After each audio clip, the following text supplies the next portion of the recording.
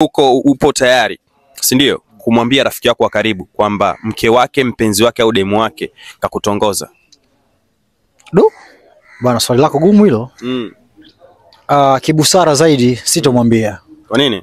Allah anachukia sana watu ambao farakanisha mahusiano, iwe ya ndoa au yoyote mengine. Kwa hiyo mimi kumwambia nitakuwa nimechochea ugomvi. Kwa hiyo njia ya busara, nitakataa kwanza kwa yule binti, alafu nitamfundisha kama haya si maadili mazuri, lakini sitamwambia mwanaume wake, kwa sababu kumwambia mwanaume wake itapelekea sintofahamu. Inaweza kumfanya aonekane yeye ni malaya kwanza, pili inaweza kumfanya jamaa hajione, kupoteza confidence. Unajua ukiona mpenzi wako alafu ukiona mpenzi wako anampenda mtu mwingine, inakuvunja confidence. Utaanza kujiuliza sasa, kwa nini kampenda jamaa? Labda pesa, labda muonekano, labda treatment na vitu kama hivyo. Kwa hiyo sitapenda any of my brother ajisikie vibaya kupitia mimi, na mimi siwezi kuwa chanzo cha mtu kumfanya mtu yote ajisikie vibaya.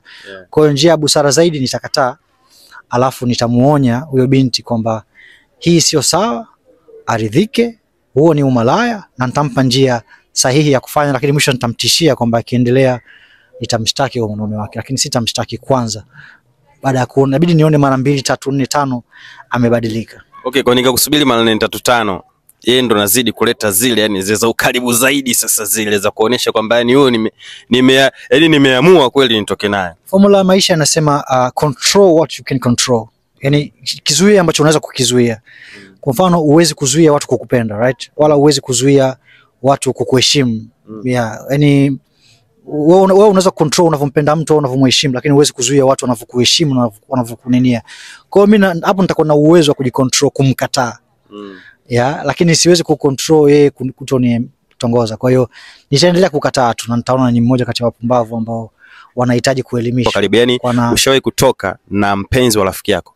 Allah anasema tusiongelee maovu tuliyofanya, maana kuna aya inasema Mwenyezi Mungu Subhanahu wa Ta'ala kuna makosa anasamehe ikiwa wewe na yeye ndio mnaojua.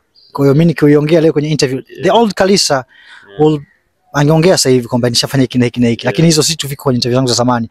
Sasa hivi sasa maovu yale yote ambayo tulifanya na Allah ameamua kutustiri na ametusamehe, si vyema kuviongea kama nishafanya. Labda nimefanya, labda sijafanya. Allahu